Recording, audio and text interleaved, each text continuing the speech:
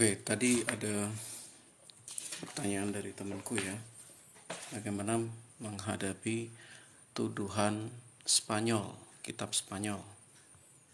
Dia bilang, kitab Spanyol apa itu? Kitab separuh nyolong. Jadi gini ya teman-teman, kekristenan itu dituduh sudah mengambil kitabnya orang Yahudi, lalu mengambil mencuri ya, lalu dimasukkan di dalam kanonnya sebagai kitab perjanjian lama. Nah seperti itu. Lalu bagaimana sih yang sebenarnya gitu? Apakah orang Kristen melakukan itu? Apakah dengan demikian orang Kristen itu disebut pencuri kitab suci orang lain? Nah ini logikanya kita harus perbaiki dulu ya. Jadi gini, di dalam era Yesus itu ada kurang lebih 5 sekte ya. 5 sekte yang masing-masing itu saling menganggap yang lainnya sesat.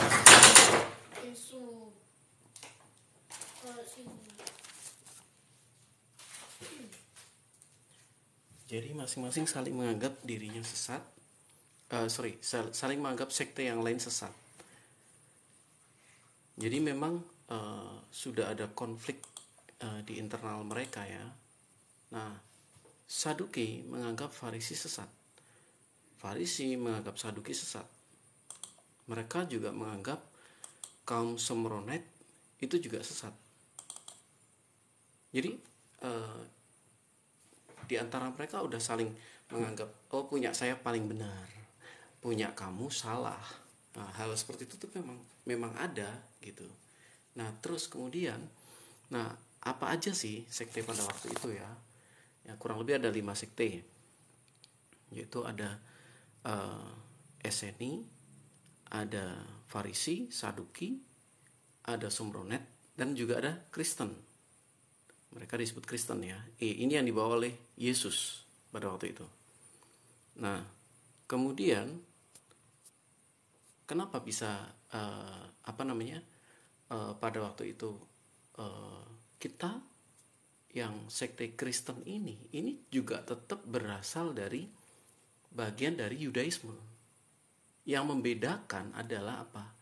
Mesias dari sekte lain itu belum datang sampai hari ini. Tetapi Mesias di dalam sekte Kristen ini sudah datang, sudah hadir, benar-benar sudah hadir untuk kedatangan pertama menyelesaikan permasalahan akan dosa. Jadi Yesaya 53 digenapi, kemudian Daniel berapa ya? Daniel 7 antara 7 8 9 itu digenapi, kemudian kitab Zakaria ia akan memandang api, kemudian kitab Zakaria ia akan memandang pada mereka yang telah dia tikam, itu digenapi. Banyak sekali nubuatan-nubuatan yang semua mengarah kepada kemesiasan Kristus. Nah itulah kenapa kekristenan itu tetap berasal dari akar Yahudi. Nah kalau kekristenan berasal dari akar Yahudi, ketika kami menggunakan kitab kami, kenapa kami dikatakan nyolong? Ya, masuk akal tidak? Kekristenan berasal dari Yahudi. Bahkan janji-janji Mesias itu berasal dari mana? Dari perjanjian lama. Semua yang ada dalam perjanjian lama itu ketika kita bikin satu garis tengah ya, garis tengah itu larinya ke siapa? Kepada kedatangan Yesus sang Mesias.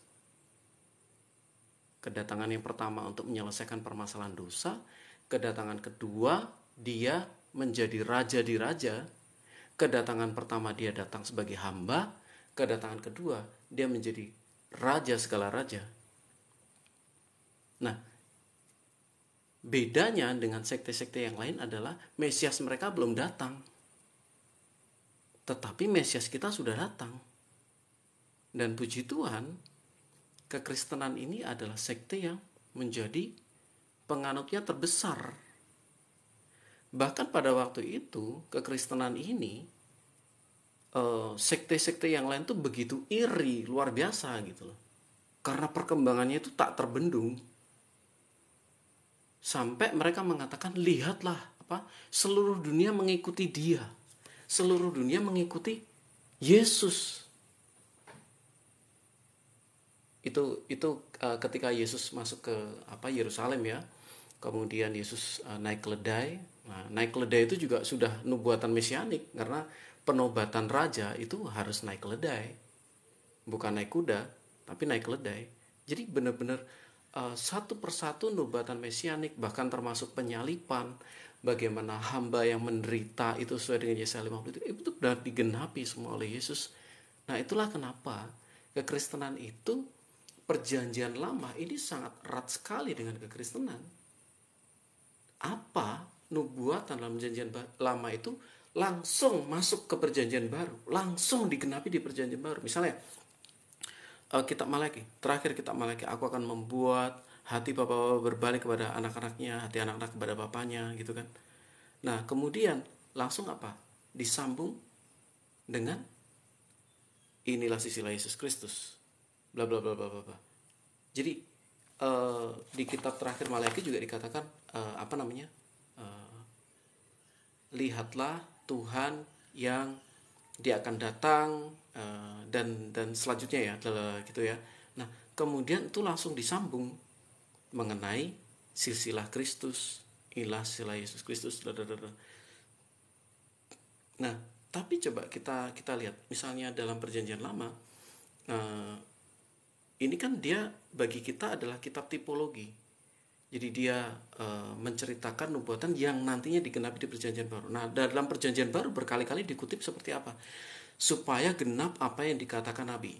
Dengan demikian genap apa yang dikatakan Nabi. Dengan demikian maka perkataan Nabi ini digenapi. Terus kemudian Yesus juga mengatakan, Musa telah menulis tentang aku. Kemudian banyak sekali perkataan-perkataan seperti itu. Musa menulis tentang aku, banyak penggenapan-penggenapan ini. Nah, terus ujungnya bagaimana? Ujungnya jelas, kekristenan itu nyambung dengan PL. Nah, coba kita bandingkan punya rekan kita ya, rekan kita dari Yudaisme, Rabinik misalnya. Nah, begitu selesai dari kitab terakhir dalam perjanjian lama, disambungnya dengan apa? Disambungnya dengan Sabat. Nah, punya kita apa? Punya kita disambungnya dengan apa? Dengan maka genaplah apa yang disampaikan Nabi. Nah, maka genaplah apa yang gini, maka genaplah. Nah, seperti itu. Jadi benar-benar langsung ada kaitannya gitu. Nah, jadi nubuatan tuduhan bahwa ini kitab Spanyol, ya nggak bisa dong, nggak bisa seperti itu. Shalom Bro Owen, selamat malam.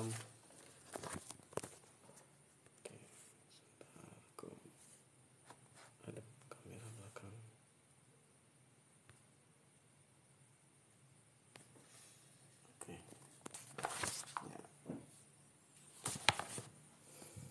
Oke ya, saya ulang ya. Jadi pada zaman Yesus ada lima sekte Yahudi. Ya, ada Shomronite, ada Saduki, ada Farisi, ada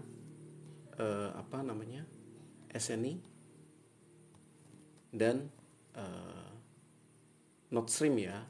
Mereka menyebut Nordstream atau kita Kristen.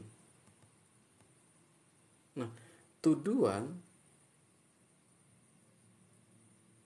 oke. Sorry bro, kelihatan nggak bro? Bro ini kelihatan ya bro ya? Oke ya. Jadi ini itu adalah 5 sekte pada zaman Yesus. Nah, semuanya ini punya hak pakai perjanjian lama. Semua punya hak. Oke, terima kasih bro. Semua punya hak. Nah, nextnya apa? Ya tidak bisa dikatakan oh Kristen itu nyolong punya Yahudi, lawang ini tuh bagian dari sekte Yahudi kok. Jadi tuduhan oh Kristen nyolong itu nabinya dicolong, iya. Oke ya, enggak. Oke, jadi gini.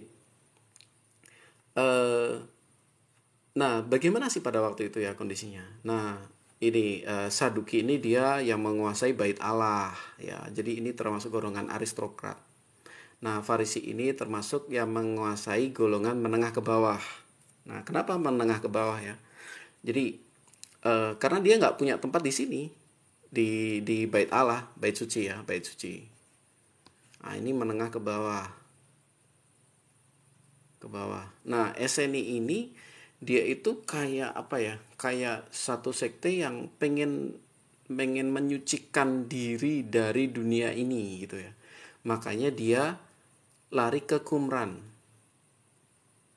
Dia nyepi, menyendiri dan apa namanya dia berusaha untuk apa ya menyucikan diri dari. Jadi pada waktu orang-orang Romawi ada di Yerusalem, kemudian ada pengaruh Helenis dan lain sebagainya. Nah, mereka ini merasa ini nggak pantas gitu kan, ini nggak layak. Nah, makanya mereka menyendiri, mereka menepi, nah, mereka lari ke Qumran. Saya seperti itu. Nah, kemudian apa namanya? Somronit ini jelas ya orang Samaria. Nah, orang Samaria. Samaria itu petanya di atas ya, di sebelah utara. Nah, kemudian eh, nah masing-masing ini mengatakan Somronet, oh kamu Saduki sesat. Farisi mengatakan, oh kamu Saduki sesat. Saduki juga mengatakan, oh kamu Farisi sesat. Mereka saling bertukar pendapat dan lain sebagainya. Mereka saling menganggap, oh kalian ini sesat. Tetapi semuanya ini tetap punya hak menggunakan apa? Perjanjian lama atau Tanakh ya, Tanakh Ibrani, Torah, Nevi'im, Ketuvim. Punya hak dong. Nah, jadi kalau dituduh oh kalian nyolong, lu nyolong yang mana gitu loh. Nggak ada istilah nyolong. Yang ada kami pakai kitab kami. Yang nyolong itu kamu nyolong nabi kami. Enggak. Aduh, nggak usah ini ya. Serius-serius banget ya. Oke. Jadi kurang lebih seperti itu ya teman-teman. Nah, kemudian saya ulang lagi ya tadi ya, bagaimana kaitannya. Nah, kaitannya kalau teman-teman ini ya, kalau kita lihat ya di misalnya di Sefaria ya, Sefaria. Begitu selesai kitab Tanakh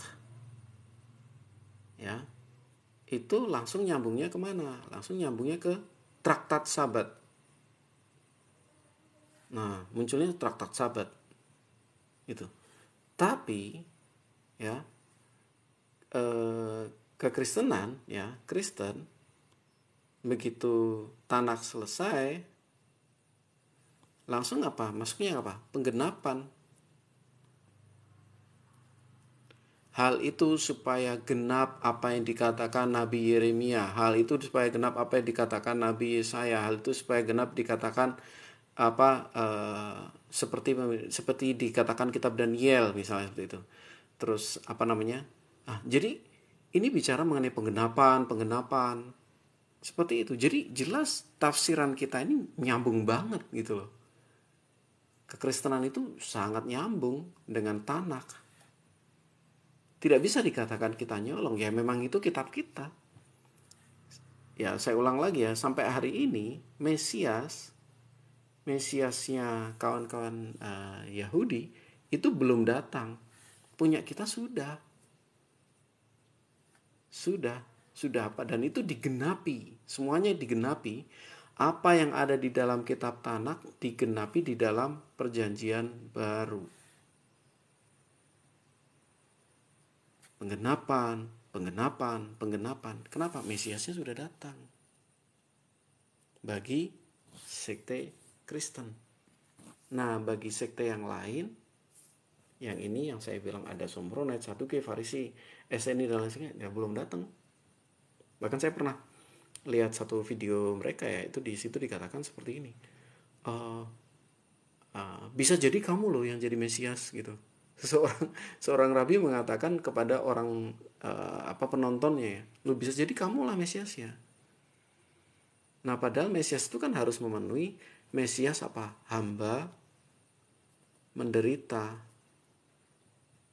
dan Mesias sebagai apa? Raja, segala raja. Nah, ini digenapi dalam diri siapa? Yesus Kristus. Dia datang dalam segala kelemahan, dia datang sebagai seorang bayi, lahir di kandang, dibaringkan di palungan, ya kan? Nah, kemudian dia menderita, dia mengalami penyaliban bagi kita semua. Nah, ini adalah Mesias, gambaran hamba yang menderita. Dia menggenapi ini. Yang menjadi penanggung dosa seperti Yesaya 53, menjadi penanggung kesalahan bagi kita. Tetapi ingat teman-teman, bahwa dia akan datang sebagai raja. Yang kali pertama dia datang sebagai bayi yang lemah. Kedatangan kedua sebagai raja yang berkuasa, raja yang maha kuasa, teman-teman.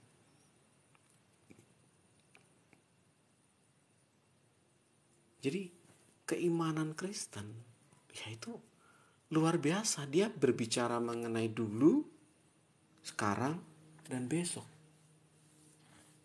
Nubuatan mengenai kedatangan Yesus Kristus, wah berjubel banyak banget.